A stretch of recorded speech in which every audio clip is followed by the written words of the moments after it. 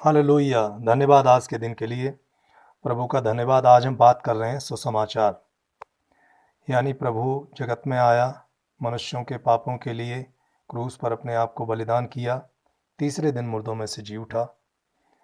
ये सुसमाचार है और यही बातें परमेश्वर के आने का उद्देश्य, मनुष्यों की भलाई के लिए परमेश्वर के द्वारा किए गए उपाय, जो परमेश्वर की योजना थी कि मनुष्यों के पापों को क्षमा करने का उपाय किया जाए, इसी उपाय को लोगों तक पहुंचाने को सुसमाचार कहते हैं।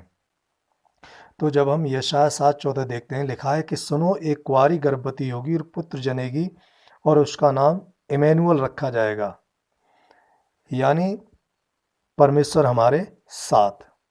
तो यह भविष्यवाणी, इसके अलावा यशायाह के अलावा डेविड ने भविष्यवाणी की है, मीका ने, जकरिया ने, और भी कई भविष्यवाणियां हुई हैं प्रभु के जन्म के बारे में। ये भविष्यवाणी पहले से की गई थी कि धरती पर एक मनुष्यों के उद्धार के लिए मसीहा आएगा। ये परमेश्वर की ओर से होगा, जैसा यूहन्ना 3:16 में है। क्योंकि परमेश्वर ने जगत से ऐसा प्रेम किया कि उसने अपना इकलौता पुत्र दे दिया, ताकि जो कोई इस पर विश्वास करे वो नाश न हो वरन अनंत जीवन पाए। तो ये वचन है कि परमेश्वर ने जगत में मनुष्यों के उद्धार के लिए, मनुष्यों की पाप क्षमा के लिए प्रभु यीशु मसीह को धरती पर भेजा। जो उस पर विश्वास करेगा उसका जीवन नष्ट नहीं होगा, वो नरक नहीं जाएगा, वो अपने पापों की क्षमा पाएगा और परमेश्वर के राज्य को देखेगा। खुद यीशु मसीह ने भी लुक्का 9:22, लुक्का 9:44 और लुक्का 18:32 तीन जगह अपने बारे में भविष्यवाणी की है कि मैं क्यों आया हूँ और मेरे साथ क्या होगा। जब हम लूका 18:32 पढ़ते हैं तो लिखा है, क्योंकि वो अन्य लोगों के हाथों में सौंपा जाएगा, वे इसका अपमान करेंगे, ठट्ठों में उड़ाएंगे, थूकेंगे, कोड़े मारेंगे, घात करेंगे और वो तीसरे दिन मुर्दों में से जी उठेगा। तो प्रभु ने लिखा है कि मनुष्य के पुत्र के साथ क्या होगा, मेरे साथ क्या होगा, कि मनुष्यों के पापों के लिए मैं अपमान सहूंगा, क्रूस पर चढ़ाया जाऊंगा और मैं तीसरे दिन मुर्दों में से जी उठूंगा। तो ये प्रभु की भविष्यवाणी थी, भविष्यवक्ताओं की भविष्यवाणी थी। पहले से सब कुछ ये एट रैंडम कुछ भी नहीं हुआ, ये परमेश्वर की योजना थी, गॉड का प्लान था कि ऐसा किया जाए। यूहन्ना 10:18 में प्रभु ने कहा कि कोई मेरा प्राण मुझसे छीनता नहीं, वरन मुझे उसे देने का और फिर वापस ले लेने का भी अधिकार है। प्रभु कहता है कि ऐसे ही किसी ने उठा के मुझे क्रूस पे नहीं चढ़ा देगा कोई, मुझे परमेश्वर का पुत्र है, उसे कोई भी ऐसे नहीं मार देगा। तो ये परमेश्वर की योजना थी कि उसे क्रूस पे चढ़ाया जाए, फिर वो तीसरे दिन जिंदा हो। प्रभु ने खुद भी कहा कि मेरा प्राण जो मेरे बस में है, मेरे हाथ में है, ये तीसरे दिन मैं इसको वापस ले लूंगा। तो ये परमेश्वर की योजना के तहत सब कुछ हो रहा था, मनुष्यों की भलाई के लिए। जब सुसमाचार के बारे में पौलुस की बात करते हैं तो गलातियों 1 बारे में सेंट पॉल ने कहा है कि क्योंकि वो मुझे मनुष्य की ओर से नहीं पहुंचा और न मुझे सिखाया गया, पर यीशु मसीह के प्रकाशन से। यानी प्रभु के सुसमाचार फैलाने के लिए, परमेश्वर के बलिदान होने की बातों को लोगों तक पहुंचाने की, के सुसमाचार की बात जब पौलुस करते हैं तो कहते हैं कि ये मुझे किसी मनुष्यों की ओर से नहीं मिला, ये किसी स्कूल में मैंने पढ़ा नहीं, कहीं जाके मुझे किसी ने मुझे सिखाया नहीं है, ये मुझे परमेश्वर की ओर से मिला है, उसके रिवलेशन से मिला है। यानी अपनी बातें प्रभु ने मुझ पे प्रकट की और उन बातों को मैंने संसार में पहुंचाया है। तो ये कोई बनाया नहीं है, मैंने कहीं से सीखा नहीं है, प्रभु ने जैसा जैसा मुझे सिखाया वैसा मैंने संसार में इसको फैलाया है।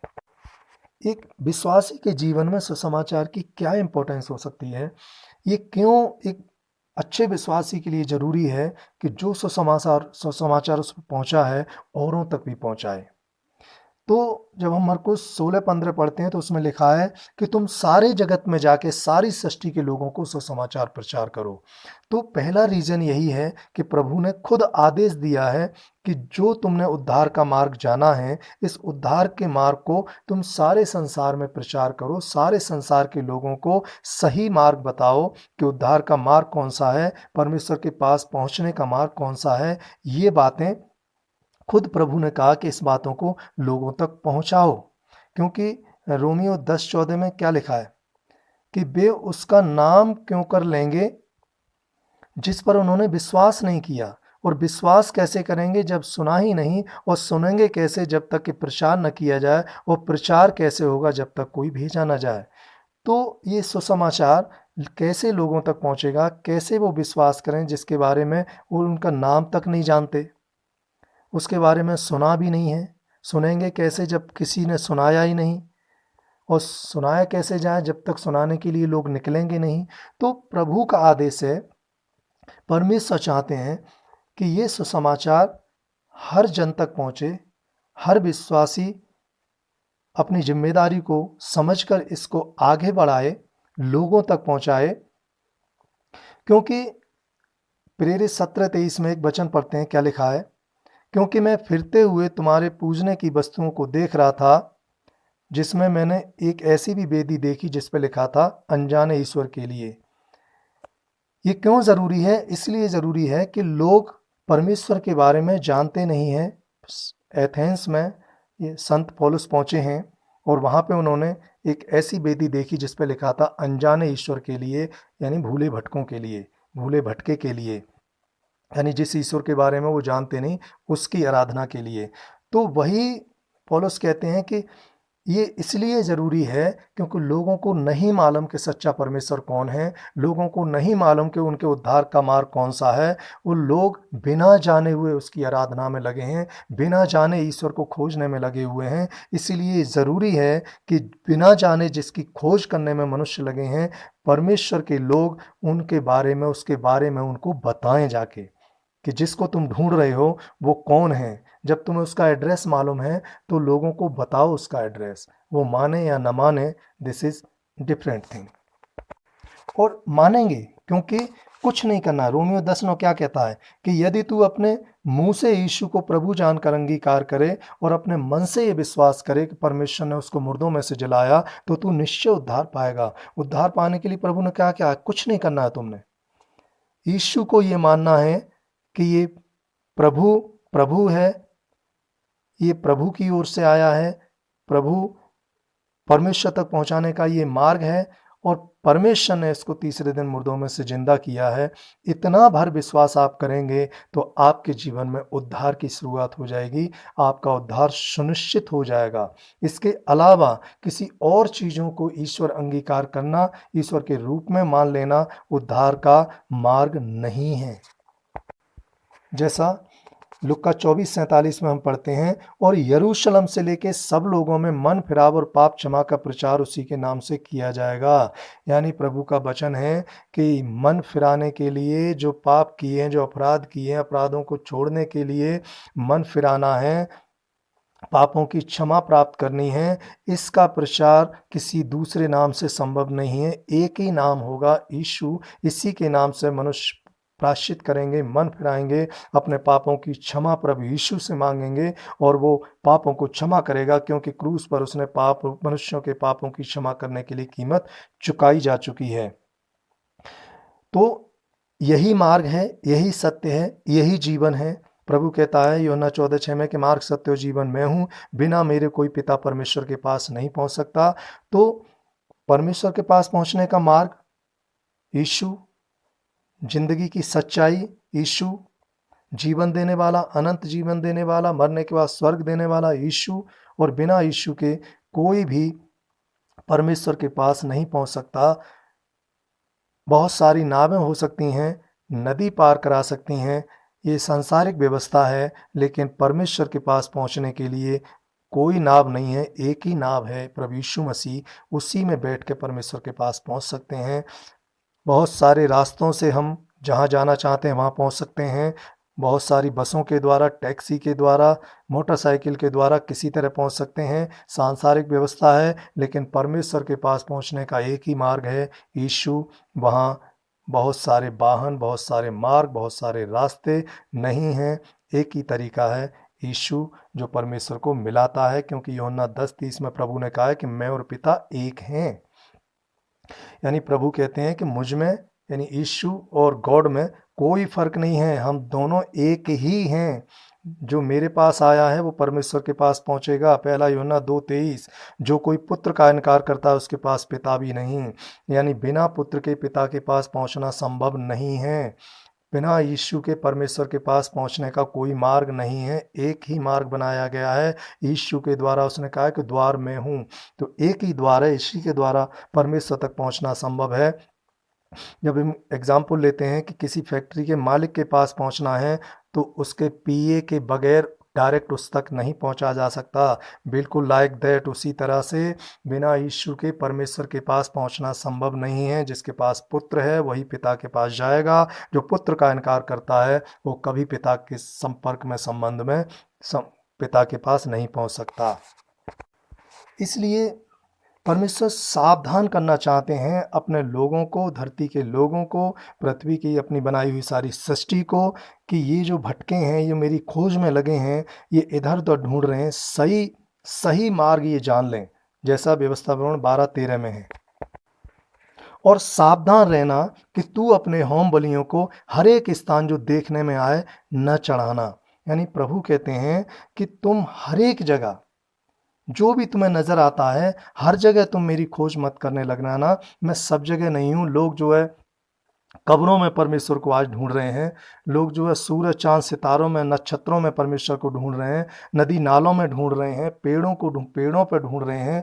पेड़ों के द्वारा परमेश्वर की खोज कर रहे हैं। तो वही प्रभु कह रहा है कि हर एक जगह जो कुछ तुम्हें दिखाई देता है, तुम हर जगह मुझे ढूंढने लग जाते हो कि पता नहीं यहाँ हो, पता नहीं यहाँ हो, वहाँ नहीं यहाँ हो, कहीं ना कहीं तो मिलेगा। तो हर जगह में ऐसे ऐसे स्थान में अपने आप को लज्जित मत करिए। ये सारी सृष्टि जो परमेश्वर ने रची है उसमें सबसे श्रेष्ठ और उत्तम रचना मनुष्यों की है, और मनुष्यों को सब पर अधिकार करने के लिए रचा है, और मनुष्य प्रकृति की चीज़ों को अपने ऊपर अधिकार होने दे रहा है। ये परमेश्वर पसंद नहीं करते। इसलिए मना किया है कि तुम जो सर्वश्रेष्ठ रचना हो, तुम पेड़ों के आगे मत झुकिए, तुम कब्रों के आगे मत झुकिए, तुम मुर्दों के आगे मत झुकिए। तुम ये मेरे सूरज, चांद, सितारे बनाई हुई चीज़ों के सामने आप अपने आप को मत गिराइए। अपने स्टैंडर्ड को इतना नीचा मत करिए कि आप जो है अपनी वैल्यू ही खो दें।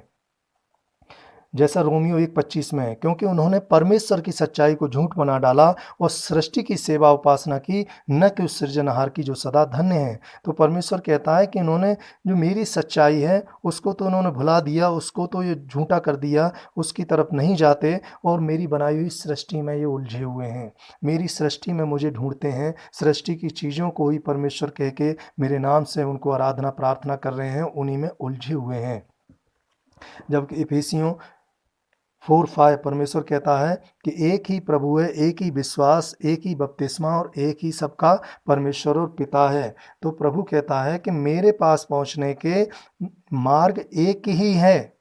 जीने के तुम्हारे मार्ग अलग अलग हो सकते हैं, पहनावा अलग हो सकता है, बहुत सारी चीज़ें अलग हो सकती हैं, डिफरेंट हो सकती हैं, लेकिन मुझ तक पहुंचने का एक ही मार्ग है, प्रभु यीशु। उस पर विश्वास भी एक है। वो मुर्दों में से जिया है, इसलिए तुम्हें भी अपने पापों के लिए मरना है और नई सृष्टि बनना है। और सबका परमेश्वर मैं हूँ, मेरे पास तुम्हें आने का एक ही मार्ग है। वह चाहे किसी देश में रहते हों, किसी धर्म के हों, किसी भी प्रजाति के हों, किसी भी परिस्थिति में रहते हों, परमेश्वर कहता है धरती पर जितने मनुष्य हैं उनको परमेश्वर तक आने का एक ही मार्ग है, जो यीशु मसीह के रूप में धरती पर दिया गया है। जब हम होशे 4:6 पढ़ते हैं तो लिखा है, क्योंकि मेरे ज्ञान के न होने से मेरी प्रजा नाश हो गई। प्रभु कहते हैं कि ये जो भटकाव है मनुष्यों में, ये भटकाव का कारण है कि मेरे ज्ञान का न होना। मनुष्यों में मेरी सच्चाई का सही ज्ञान न होने की वजह से मनुष्य आज प्रकृति की चीज़ों में भटके हुए हैं, मुझे ढूंढ रहे हैं, नहीं पाते हैं, और फिर किसी और तरफ चले जाते हैं, अज्ञानता के ज्ञान की तरफ चले जाते हैं, बुराइयों की तरफ चले जाते हैं।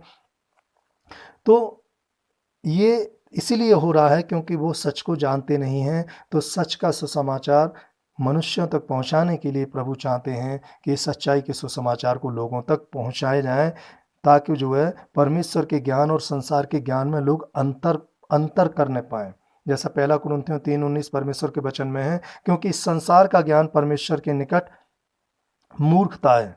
तो आज जो संसार का ज्ञान मनुष्यों ने प्राप्त किया है वो भी परमेश्वर ने बुद्धि और समझ खुद ही दी है, तब मनुष्य संसार में ज्ञान में बढ़ रहे हैं। तो सांसारिक ज्ञान को ही परमेश्वर का ज्ञान न समझ लें, दोनों में फर्क है। जैसे मनुष्य ने अगर प्लेन बना लिया है, मनुष्य अगर चांद पे पहुंच गया है, तो इस सांसारिक ज्ञान का परमेश्वर के ज्ञान से कोई लेना देना नहीं है। तो अगर कोई सांसारिक ज्ञान में बुद्धिमान है, साइंटिस्ट है, डॉक्टर है, एडवोकेट है, कुछ भी हो सकता है, तो सांसारिक ज्ञान और परमेश्वर के ज्ञान दोनों अलग चीज़ हैं। इन चीज़ों से हम परमेश्वर के पास नहीं पहुंच सकते।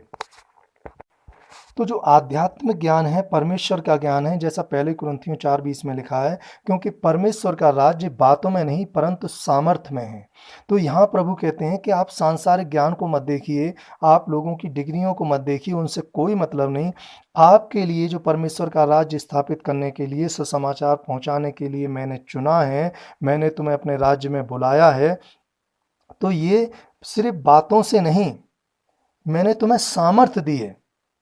यानी तुम्हारे पास जो वचन है, तुम्हारे पास जो प्रभु का सुसमाचार है, वो वचन सिर्फ वचन नहीं है, वो सिर्फ बातें नहीं है, वो परमेश्वर के राज्य को स्थापित करने के लिए उनमें सामर्थ्य भी है। जैसा यशायाह 55:10 प्रभु का वचन में क्या है कि जिस प्रकार से वर्षा और हिम आकाश से गिरते हैं और वहां यूं ही लौट नहीं जाते, वरन भूमि पर पड़कर उपज उपजाते हैं, जिससे बोने वाले को बीज और खाने वाले को रोटी मिलती है, उसी प्रकार से मेरा वचन भी होगा जो मेरे मुख से निकलता है, वो व्यर्थ ठहर कर मेरे पास न लौटेगा, परंतु जो मेरी इच्छा है उसे वो पूरा करेगा, और जिस काम के लिए मैंने उसको भेजा है उसे वो सफल करेगा। यानी प्रभु कहते हैं कि जब आप सुसमाचार को लेके जा रहे हैं, मेरे वचन को लेके जा रहे हैं, मेरा वचन आप इस्तेमाल कर रहे हैं, तो मेरे वचन कोई सिर्फ बातें नहीं है, खोखली बातें नहीं है जो मेरे मुख से निकली हैं और का कोई मतलब नहीं है। नहीं, जिस काम के लिए, यानी जिस प्रार्थना में जिस वचन को आपने इस्तेमाल किया है, जिस काम के लिए आप प्रार्थना कर रहे हैं, वो उस बोले हुए वचन को मैं पूरा करूंगा। यानी जो तुम प्रार्थना में मुझसे मांग रहे हो मेरे वचनों के अनुरूप, मैं उसको पूरा करूंगा। तो जो सुसमाचार है सिर्फ बातों का ही सुसमाचार नहीं है, बातों के साथ परमेश्वर कह रहा है कि मेरी सामर्थ उसके साथ होगी, और जो तुम सुनाओगे वो तुम करके भी दिखाओगे। जैसा मत्ती 11:19 में कि पर ज्ञान अपने कामों से सच्चा ठहराया गया है। यानी कि जो कुछ आप लोगों को बता रहे हैं, जो कुछ आप संसार में ज्ञान फैला रहे हैं, वो ज्ञान कामों में रिफ्लेक्ट होगा। यानी सिर्फ वो बातें नहीं होंगी, बल्कि जैसी आप बात कर रहे हैं वैसे काम आप दिखा सकते हैं, दिखा पाएंगे। यानी थ्योरेटिकली जो आप बोल रहे हैं वो प्रैक्टिकली आप लोगों को करके दिखाएंगे। यानी आप बीमारों को प्रार्थना कर रहे हैं तो बीमार चंगे होंगे, मनुष्यों की मुसीबतें दूर होंगी, दुष्ट आत्माएं भागेंगी, अंधकार मिटेगा, प्रभु का ज्योति प्रकट होगी। तो जो कुछ सुसमाचार में आप बता रहे हैं वो परमेश्वर प्रैक्टिकली करके दिखाएगा। और परमेश्वर के राज्य और परमेश्वर के काम और परमेश्वर का प्रकटीकरण का संबंध ढोंग ढप्पड़ से बिल्कुल भी नहीं है, आडंबरों से कोई संबंध नहीं परमेश्वर का। जैसा आमोस 5:21 में जब हम देखते हैं, लिखा है कि मैं तुम्हारे पर्वों से बैर रखता और उन्हें निकम्मा जानता हूं।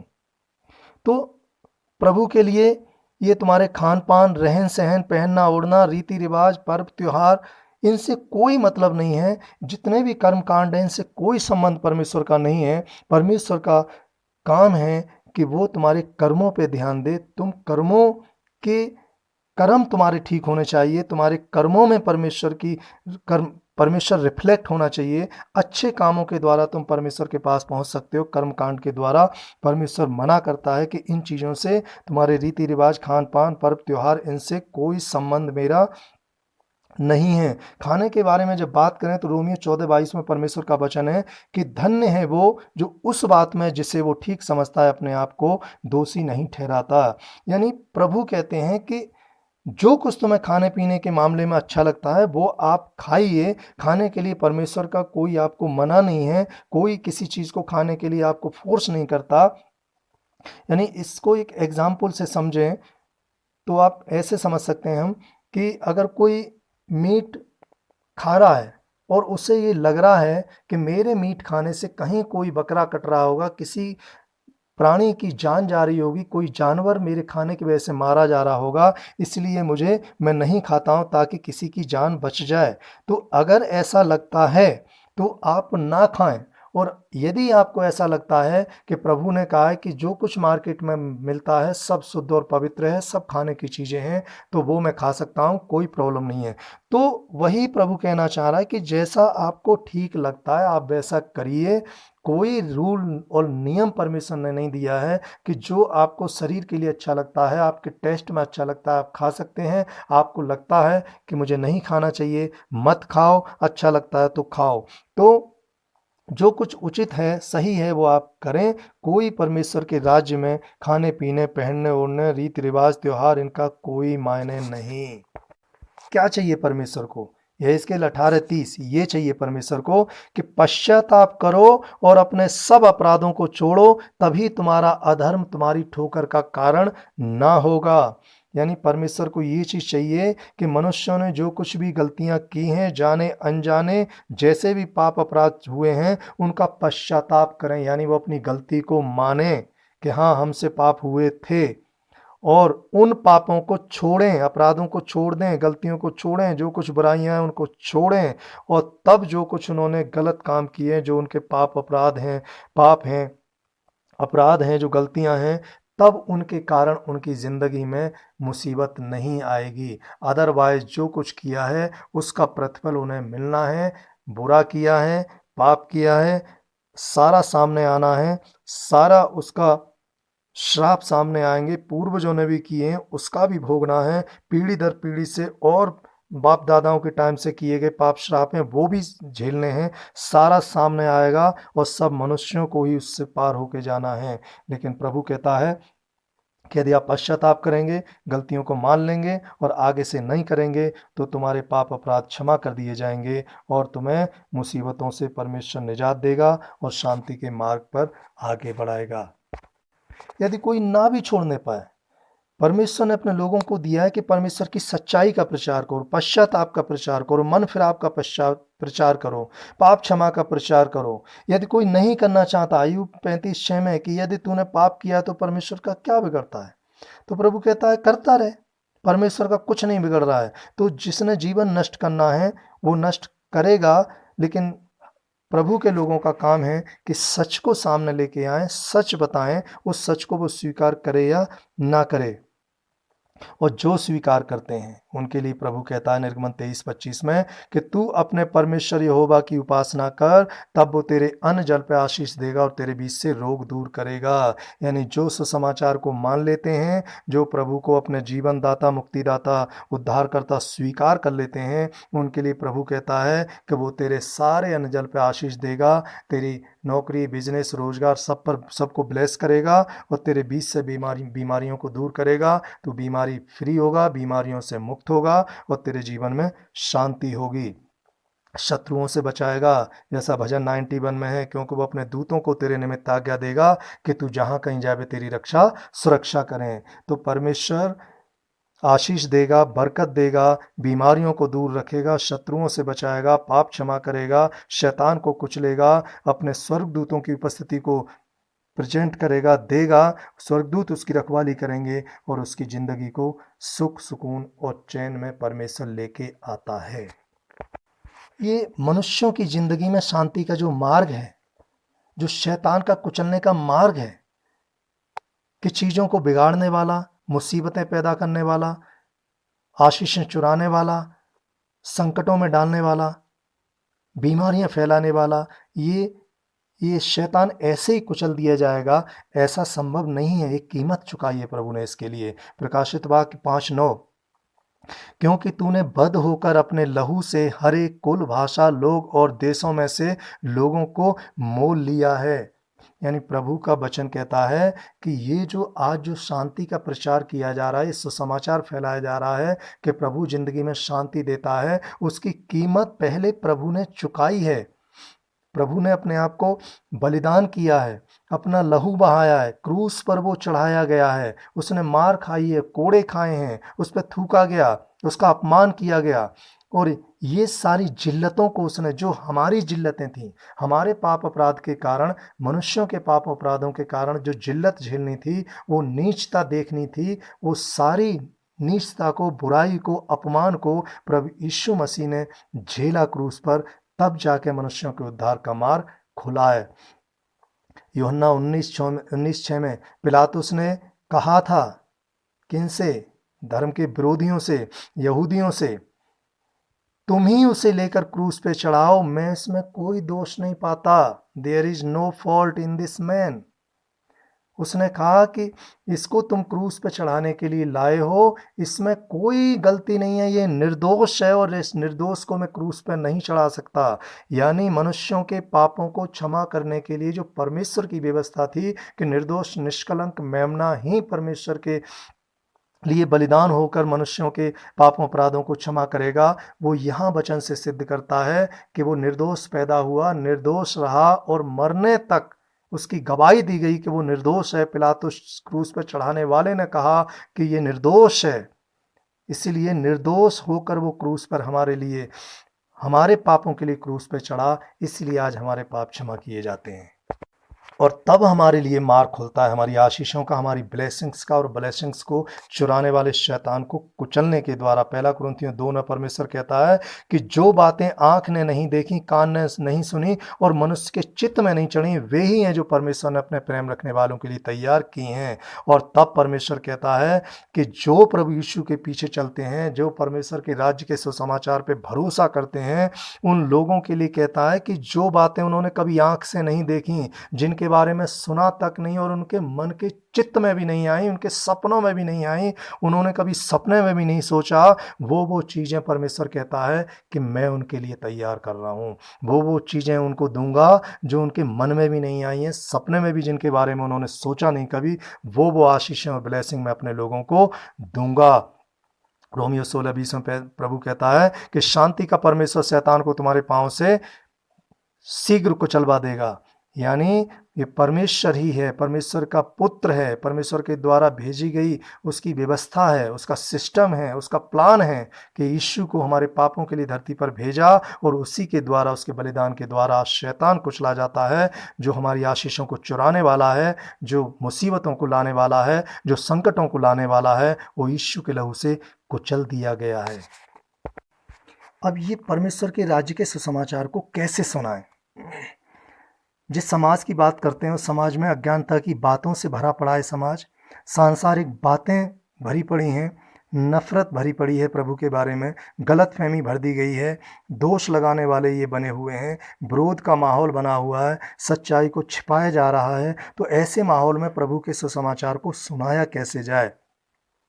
जब हम मत्ती 10:19 में देखते हैं तो लिखा है, क्योंकि जो कुछ तुमको कहना होगा वो उसी घड़ी तुम्हें बता दिया जाएगा, क्योंकि बोलने वाले तुम नहीं हो, तुम्हारे पिता का आत्मा तुम में बोलता है। तो प्रभु पहले ही कहते हैं कि जो कुछ तुम सुसमाचार परमेश्वर के राज्य का लेके जा रहे हो, वो ये मत सोचिए कि आप पर ही सारी जिम्मेदारी है, कि सब कुछ आप ही संभालेंगे, आप ही मैनेज करेंगे। नहीं, परमेश्वर का आत्मा तो जो तुम में बसा हुआ है वो तुम्हें मैनेज करेगा। परमेश्वर का आत्मा तुम्हारी सहायता करेगा, वो तुम्हारी मदद करेगा, और जो कुछ आप बोलेंगे, जो कुछ आप कन्विंस करना चाहेंगे, वो सब में परमेश्वर का आत्मा आपकी सहायता करेगा। इसीलिए अपने भरोसे नहीं, परमेश्वर के भरोसे पर परमेश्वर के राज्य के सुसमाचार को लेके जाएं। जैसा यूहन्ना 14:12 कि जो मुझ पर विश्वास करता है, ये काम जो मैं करता हूँ वो भी करेगा, वरन इनसे भी बड़े काम करेगा। यानी जो आप परमेश्वर के राज्य का सुसमाचार लेके जा रहे हैं, आप चंगाई का सुसमाचार लेके जा रहे हैं, आप शैतान को प्रभु ने कुचल दिया है, ये सुसमाचार जब लोगों तक लेके जा रहे हैं, तो ये सिर्फ बातें नहीं होंगी। जो परमेश्वर ने किया है, जो चिन्ह और चमत्कार उसने दिखाए हैं, प्रभु ने अपने विश्वासियों के लिए भी वही काम किए, बताए हैं कि तुम भी वही करोगे, वरन मुझसे भी आगे बढ़ के काम करोगे, क्योंकि ये अधिकार मैं तुम्हें देता हूँ कि तुम बड़े बड़े काम करो, बीमारों को चंगा करो।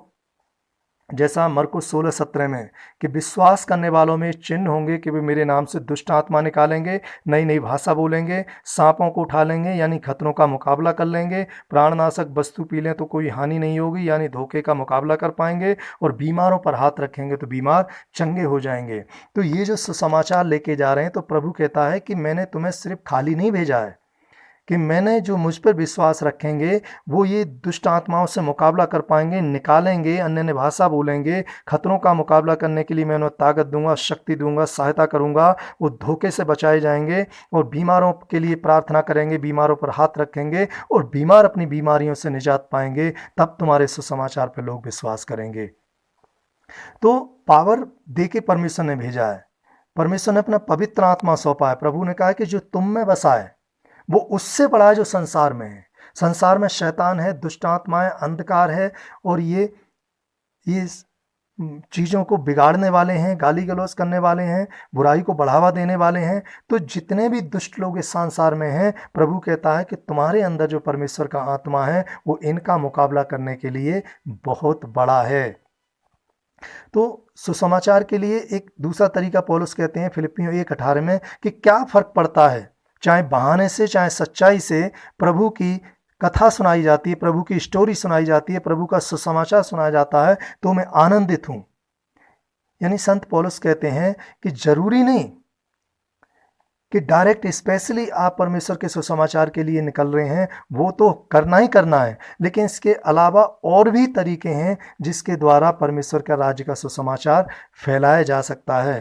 तो एक बहाने से, यानी कुछ लोग बुराई करते हैं प्रभु के बारे में उल्टी सीधी बातें करते हैं, तो ये भी परमेश्वर के राज्य का सुसमाचार ही फैल रहा है, क्योंकि कहीं ना कहीं जो लोग सुन रहे हैं इस बुराई को, किसी न किसी के मन में जिज्ञासा पैदा होगी कि आखिर उसके बारे में इतना बुरा बोला जा रहा है तो आखिर ये यीशु है कौन, तो जानने की जिज्ञासा होगी। तो ये भी एक सुसमाचार का रूप है। इसके अलावा और भी कई तरह से इनडायरेक्टली यीशु का, प्रभु का सुसमाचार प्रचार किया जा सकता है। जैसे क्रूस पहन के सुसमाचार संभव है।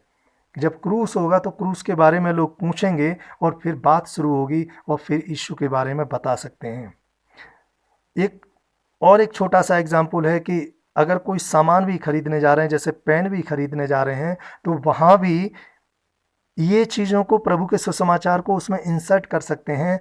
दुकानदार से बेमतलब ऐसे ही बिना सब्जेक्ट के, बिना टॉपिक के ऐसे ही बोल सकते हैं कि भाई मुझे ऐसा पतला सा पेन दिखाओ या ऐसा पेन दिखाओ, मैंने बाइबल पे निशान लगाने हैं ताकि दूसरी ओर ना दिखाई दे।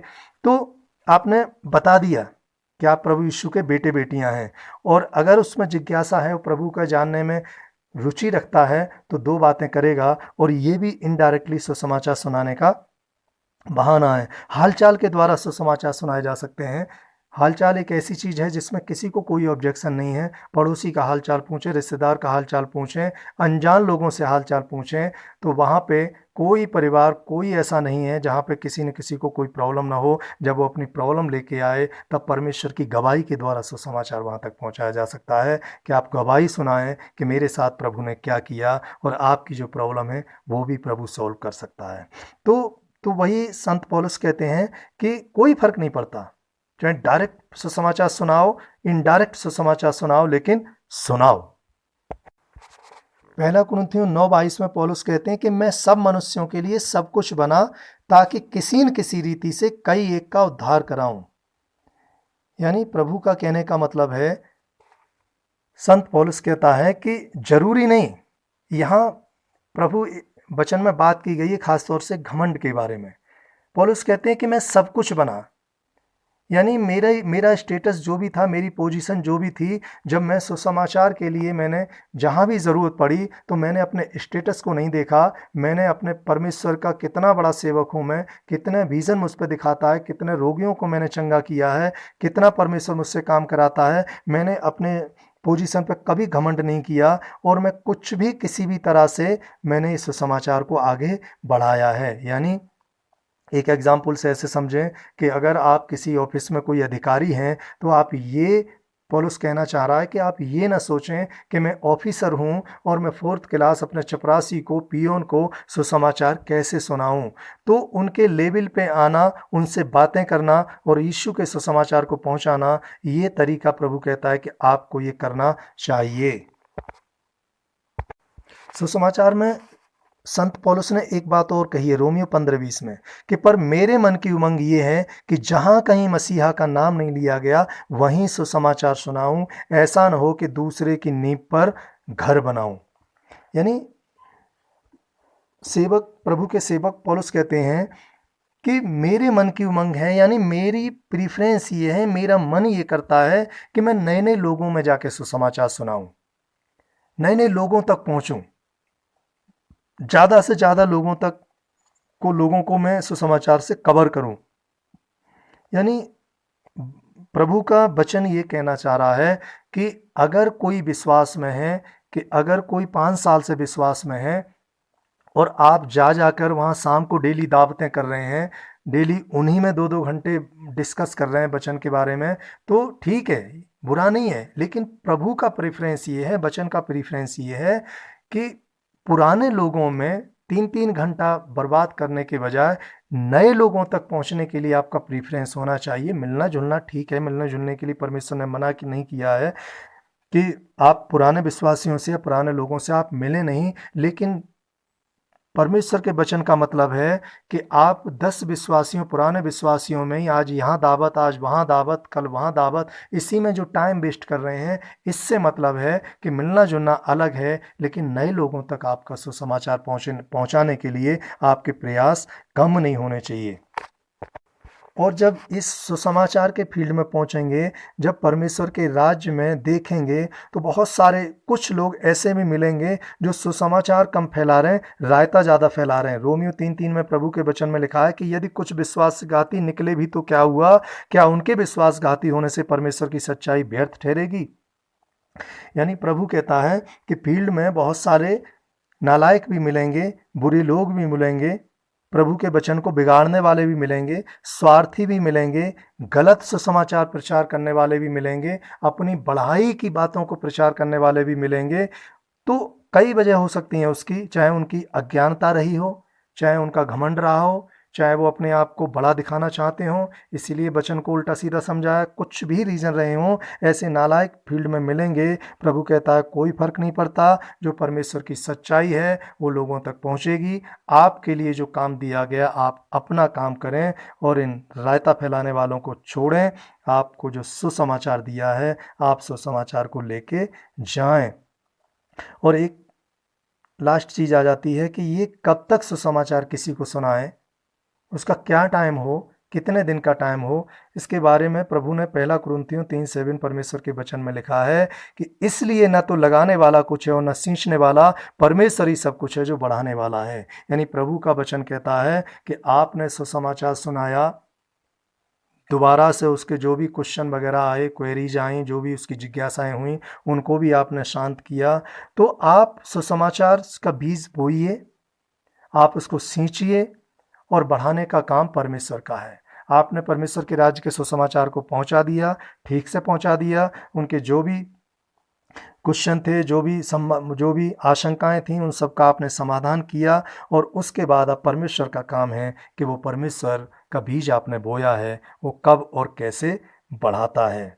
लूका 10:11 में परमेश्वर का वचन है कि तुम्हारे नगर की धूल भी जो हमारे पाँव में लगी है, हम तुम्हारे सामने झाड़ देते हैं, तो भी ये मान लो कि परमेश्वर का राज्य तुम्हारे पास आ पहुंचा है। यानी सुसमाचार के बारे में लिखा है प्रभु ने कि सुसमाचार आप सुनाइए, जो सुने उन्हें सुनाइए, जो ना सुने वहाँ से वापस आ जाइए। ऐसा नहीं कि ज़बरदस्ती एक ही जगह पर लगे रहें, एक ही जगह पे सालों साल बर्बाद करें। नहीं, प्रभु कहता है अपने पाँव की धूल झाड़ डालो, वहाँ से निकलो। धूल झाड़ने का मतलब दोबारा वहाँ पे नहीं जाना है। तो हठीले लोगों के पास सालों साल बर्बाद करने के बजाय नई नई जगह पे जाके परमेश्वर के राज्य के सुसमाचार को सुनाने में प्रीफरेंस देना चाहिए, ये प्रभु का वचन कहता है। और तीतुस 3:10 पढ़ते हैं तो लिखा है कि किसी पाखंडी को 1-2 बार समझा बुझाकर उससे अलग रहे। यानी प्रभु कहते हैं कि तू वचन सुना, जितना संभव हो उतना कायदे से सुना, जितनी मेहनत कर सकता है उतनी मेहनत से सुना। लेकिन ऐसे पापी पाखंडी, ऐसे ढोंगी जो मानने को ही तैयार नहीं है, तो प्रभु कहता है 1-2 बार अपनी कोशिश, पूरी मेहनत से कोशिश कर, उसके बाद उन्हें उनके हाल पे छोड़ दे।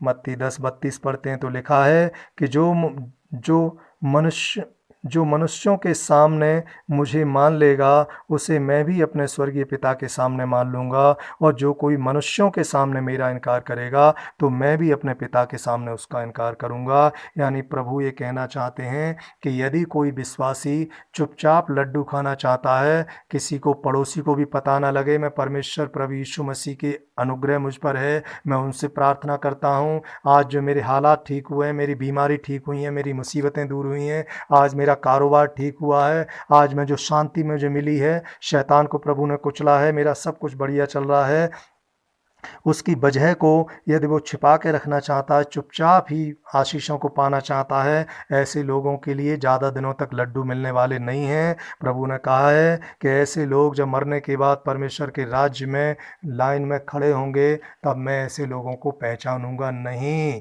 तो प्रभु का जो शांति मिली है, जो सुकून मिला है, जो गवाहियाँ हमारे जीवनों में ज़िंदगी में बनी हैं, परमेश्वर चाहते हैं कि वो औरों तक पहुँचें। चुपचाप मानने वालों से परमेश्वर बिल्कुल भी प्रसन्न नहीं होता। जो पड़ोसी को बताने को तैयार नहीं है, जब बताएंगे कहाँ से, जब उन्हें खुद ही एक्सपोज नहीं किया, लोगों को बताया तक नहीं है कि मैं प्रभु यीशु मसीह का बेटा या बेटी हूँ, और आज जो शांति है प्रभु यीशु मसीह की वजह से है, इस बात को वो कहने को तैयार नहीं है, तो सुसमाचार कहाँ से सुनाएंगे। तो प्रभु चाहते हैं कि ऐसे लोगों से मैं प्रसन्न नहीं, सबको सुसमाचार सुनाना है, जैसी हालात हों, जैसी परिस्थितियां हों, मौका देख के, साधन संसाधनों को देख के, सब कुछ अपने हिसाब से आप मैनेज करें और परमेश्वर के राज्य को बढ़ाएं, क्योंकि प्रभु कहता है मरकुस 10:29 में कि ऐसा